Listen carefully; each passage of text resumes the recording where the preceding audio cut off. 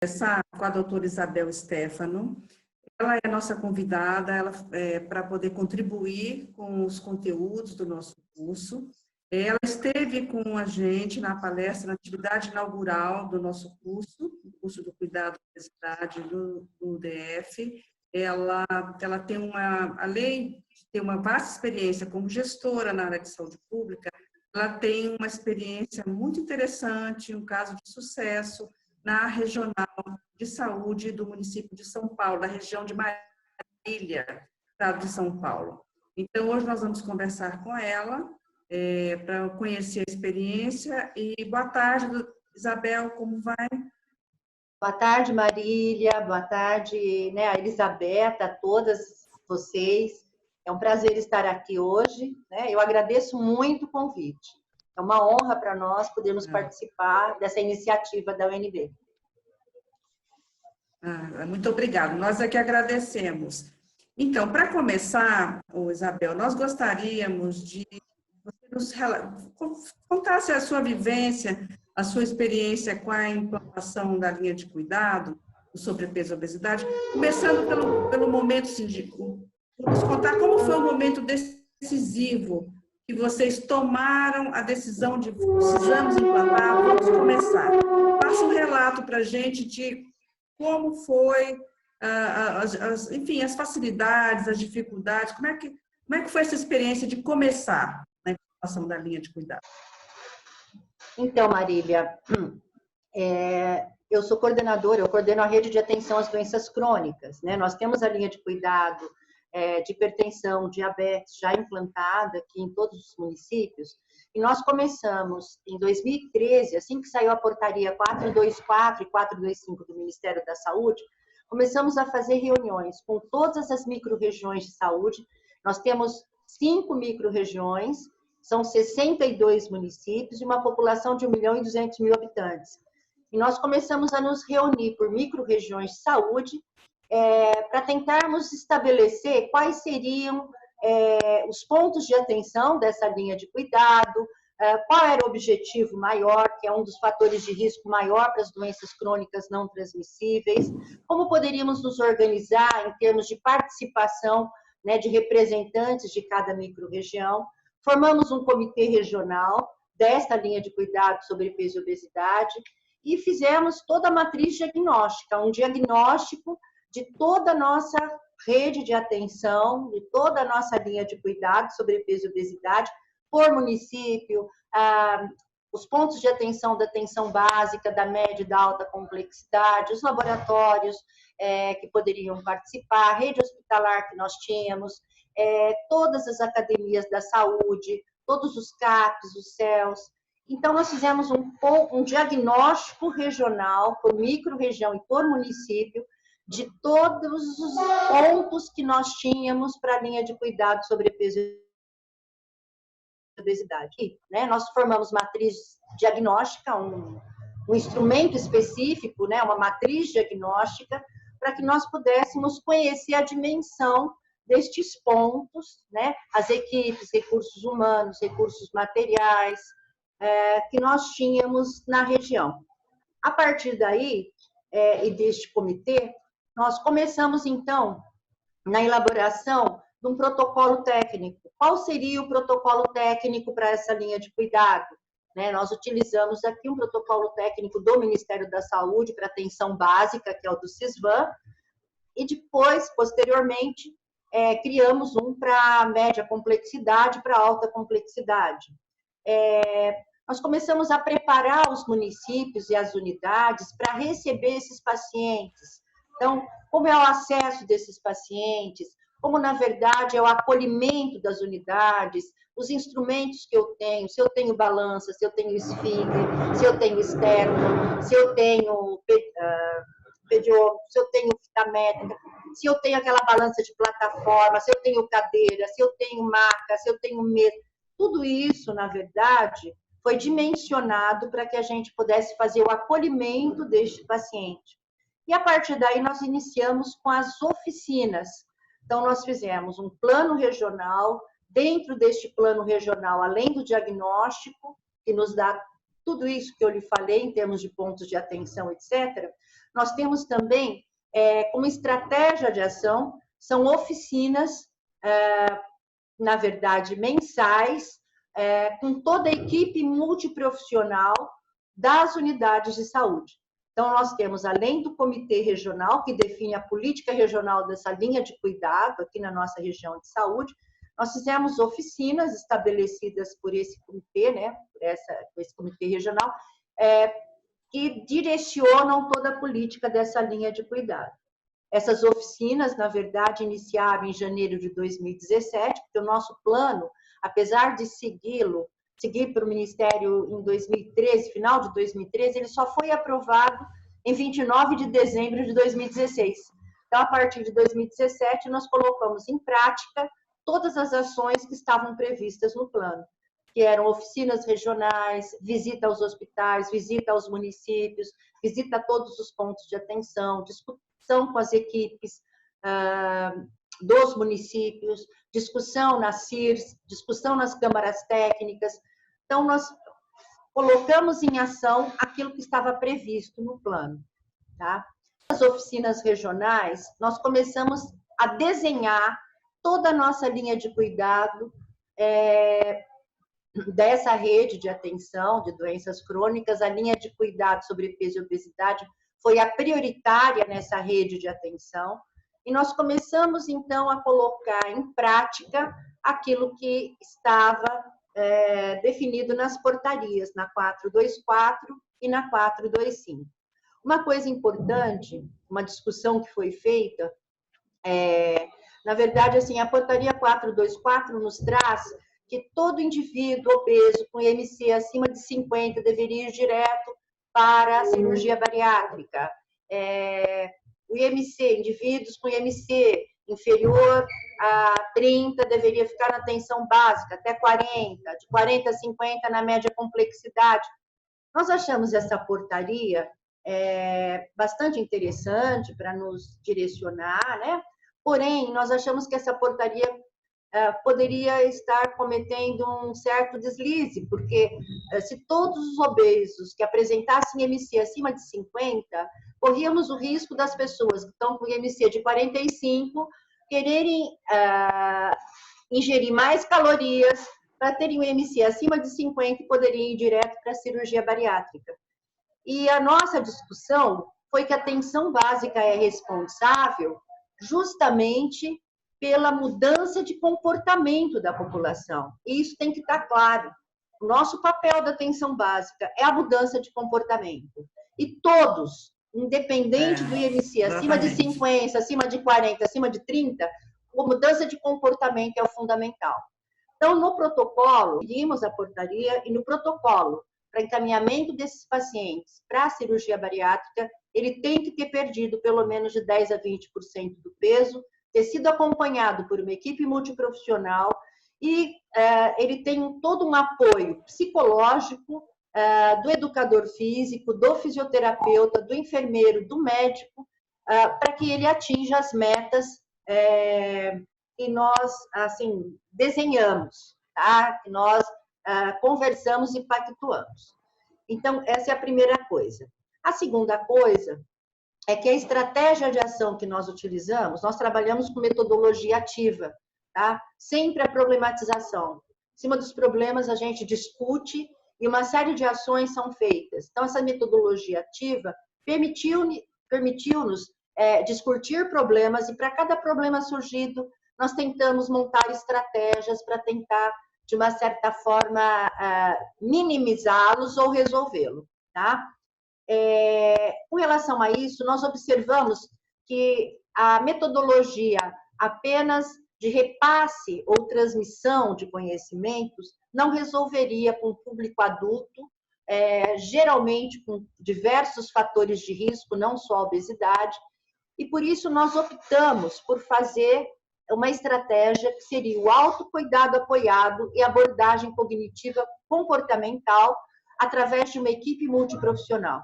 Então, essa equipe multiprofissional, além dela trabalhar em conjunto, atendendo esses pacientes, nós temos toda uma uma forma de agir, nós escrevemos manuais do autocuidado e da abordagem cognitiva para que todos os grupos e todas as equipes formadas a partir daí tivessem a mesma linha, né, de cuidado, né, e pudesse, de uma certa forma, fazer essa gestão do cuidado em equipe multiprofissional.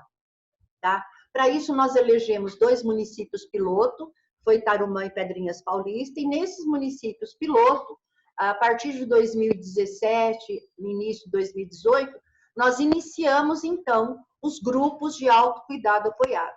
Tá? Fora isso, nós estabelecemos parcerias com os hospitais, pactuamos com os hospitais. Nós tínhamos apenas um hospital, que era o Hospital das Clínicas de Marília, que fazia cirurgia bariátrica, não por videolaparoscopia, mas cirurgia bariátrica aberta. E há 5 anos ele não realizava nenhuma cirurgia bariátrica, por questões dos próprios profissionais da equipe, né, dos cirurgiões gástricos. E daí nós procuramos discutir, né, a possibilidade deles fazerem uma cirurgia por videolaparoscopia, que aí em março de 2018 foi aprovado pelo Ministério da Saúde, através, né, da linha de cuidado do Conitec, e nós começamos, então, a pactuar com os hospitais quantas cirurgias, mediante o público que eu tinha, né, quantas cirurgias poderiam ser feitas, etc. Uma coisa interessante é que nesse diagnóstico, eu esqueci de detalhar aqui, nós estratificamos risco, de acordo com a portaria 424, de quantos pacientes estão na atenção básica, quantos estão na média complexidade, quantos deveriam ir para a alta complexidade ou para a cirurgia. Nos baseamos na portaria 424 do Ministério da Saúde e aqueles IMCs, né, que eles colocam na portaria. E a partir daí, nós definimos as estratégias de ação para cada grupo, né, de acordo com o IMC.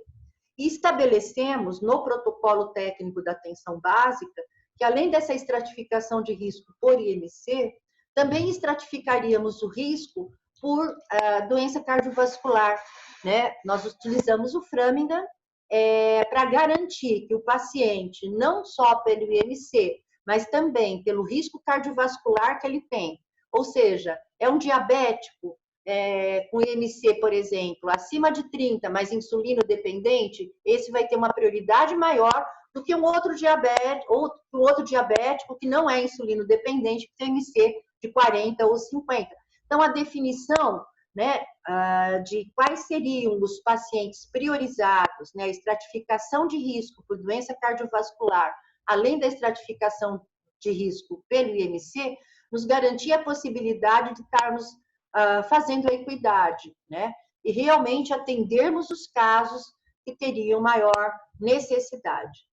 Então, primeiro, definimos o diagnóstico. Segundo, definimos o acolhimento, segundo uma estratificação de risco e segundo uma estruturação das unidades para atender esses pacientes, o protocolo técnico da atenção básica e o fluxo que esses pacientes deveriam ser encaminhados. Quarto, definimos o protocolo de acesso à atenção de média e alta complexidade. Quinto, implantamos um grupo de autocuidado apoiado e abordagem cognitiva comportamental em todos os municípios que fazem parte dessa linha de cuidado. Sexto, nós começamos com muita judicialização, processo de judicialização, criamos um grupo regional de judicialização para assessorar, né? Entramos em contato com a promotoria pública, com a defensoria pública, com juízes, discutimos com eles, discutimos o que é, né, a linha de cuidado, quanto é importante o paciente estar preparado, né, não apenas ser mandado, né, para a cirurgia bariátrica pelo Ministério Público, que isso oferece um risco muito grande a esse paciente se não houve mudança de comportamento. Diminuiu muito, né, os processos judiciais por conta dessas ações que nós fizemos em parceria, em conjunto e assessorando, né, o Judiciário e o Ministério Público. E sétimo, nós identificamos nos hospitais que muitas vezes, quando o paciente vai para o ambulatório de alta complexidade, ele retorna para o município sem muita orientação, sem muita informação, ou não sabe dizer qual a orientação que ele recebeu. Então, nós estabelecemos a alta qualificada e a gestão do cuidado compartilhado. E o sétimo, nós estabelecemos uma regulação regional. Quem é, na verdade, atenção básica, ordena essa rede, né? Quem é o ordenador da rede são as equipes lá da atenção básica, né? Com autocuidado apoiado, abordagem cognitiva comportamental, esses grupos que são formados por uma equipe multiprofissional nos municípios, e quem regula é a linha de cuidado, a coordenação da linha de cuidado sobrepeso e obesidade, para que a gente não tenha viés político, viés administrativo, viés judicial. Então, na verdade, a gente assumiu a responsabilidade de regular todo esse processo baseado em protocolo técnico. Interessante, Isabel. Se você pudesse elencar, além do processo de judicialização, né, dos processos judiciais que vocês tiveram, quais outras dificuldades vocês tiveram para fazer a implantação? Muitas dificuldades, Marília, porque, na verdade, assim, nem todos os municípios tinham equipe multiprofissional. Eles achavam que tinha que ter uma equipe multiprofissional só para a linha de cuidado sobrepeso e obesidade, e isso, na verdade, não é real. O município pode ter um psicólogo do município que trabalha numa escola, ou que trabalha num CAPES, ou que trabalha no serviço social, não importa. Um fisioterapeuta, um educador físico, o médico, o enfermeiro, né? O nutricionista, que é fundamental em todo esse processo, mas a gente começou a mostrar para eles que não era necessário a contratação de profissionais apenas para essa linha de cuidado, e sim esses profissionais deveriam pertencer ao município e com a estratégia, né, de autocuidado apoiado, esses grupos que se reúnem uma vez por semana, durante 3 meses e meio, para mudança de comportamento, etc., ficaria mais fácil e ficaria muito mais efetivo a estratégia de intervenção da obesidade, tá? Então, assim, a dificuldade, nós temos praticamente 70% dos municípios tem uma população inferior a 10 mil habitantes, né? E essa população inferior a 10 mil habitantes, não tem como o município contratar uma equipe só para isso, só para essa linha de cuidado, ou ter toda essa equipe multiprofissional. Então, como a gente poderia nos ajustarmos, né, mediante a realidade de cada município, para que pudéssemos estar implementando essa linha de cuidado com essas estratégias, né, de autocuidado apoiado e abordagem cognitiva comportamental, né, além de toda a ação da atenção básica, né, da equipe da própria atenção básica, os agentes, o médico, o enfermeiro, o técnico, o auxiliar, etc. Né? Então, fala só um pouquinho mais para a gente dos instrumentos, das ferramentas que vocês utilizaram e qual foi a experiência, o que você recomenda para quem está começando essa implantação? Uma outra coisa que nós criamos foi um instrumento que é do grupo do autocuidado apoiado, abordagem cognitiva comportamental, que é a definição do como agir, como o grupo, a equipe multiprofissional, vai interagir com esses pacientes, e dentro desse manual, é um manualzinho simples, tem umas 7 ou 8 planilhas de avaliação, né? Avaliação alimentar e nutricional, avaliação, né, da atividade física, avaliação comportamental com relação a tabaco e álcool, avaliação com relação a exames de laboratório, triglicéridos, colesterol, etc. E cada dia, né, que esse manualzinho, cada dia que reúne a equipe para fazer essa abordagem cognitiva, esse autocuidado, aplicado na população, naquele público, daquele grupo-alvo, é aplicado um determinado instrumento por toda a equipe, para que nós tenhamos, né, um diagnóstico, né, da alimentação, diagnóstico alimentar e nutricional, nós tenhamos um diagnóstico com relação à atividade física, e que essa equipe trabalhe em cima de metas. Então, no autocuidado, nós trabalhamos em cima de metas. A meta nutricional do paciente, tá? Vamos supor, ele perder 2 quilos na semana, ou ele perder, sabe, é estabelecido pela Nutri, e todos os profissionais da equipe vão trabalhar para auxiliar este paciente a alcançar essa meta. Então, eles passam pela equipe, a equipe discute uma gestão do cuidado desses pacientes, estabelecem o plano de cuidado mediante as metas que esse paciente tem que alcançar. Isso tem dado muito resultado, tem sido muito gratificante, né, essa forma de trabalho. As reuniões desse grupo de autocuidado, esse paciente é direcionado para atendimento individual por cada profissional da equipe. Na semana seguinte, para as referências, sempre seguem um protocolo, né, ou com um relatório do médico, da nutricionista e da psicóloga, tanto para a média complexidade como da alta complexidade, para que essa gestão de cuidado se dê em qualquer nível do sistema. Não fique só na atenção básica ou só na alta complexidade, mas cada um desses profissionais se torna responsável pelo cuidado daquele paciente. Mensagem final que você deixaria para quem está começando essa implantação da linha? Tá bom. Bom, eu gostaria de dizer que não é fácil a implantação da linha de cuidado sobrepeso e obesidade. É um grande desafio, mas é um desafio extremamente gratificante.